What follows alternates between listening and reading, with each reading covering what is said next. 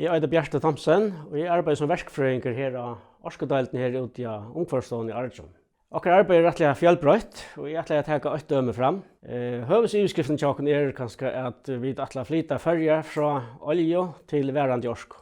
Det vil si å bruke værende jorsk, så vi slipper fra at innflytte dyra og dolkante olje.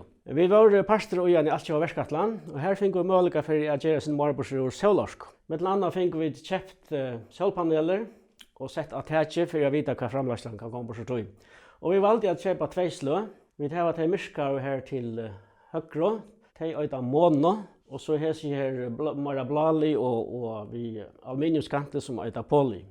Det vil si at vi tar tvei slø av solpanelen attachet.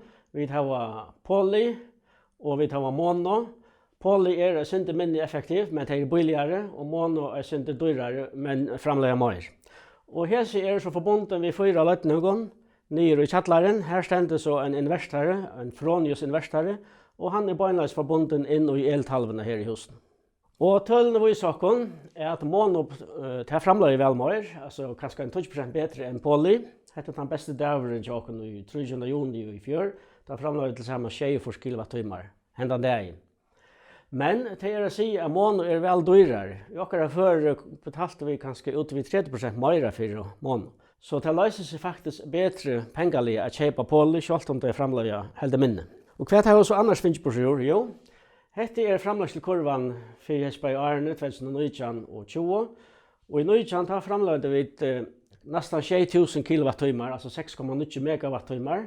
Og her i 2020 har framlegget vel mer, altså 6,5 MWh. Og det særlig at det måneder mai, juni, juli og kanskje partvis august som går solorsk og måneder. Og i pengen så har vi finnet på seg. Vi betaler 1,45 kr til SEO for akkurat el her i husen.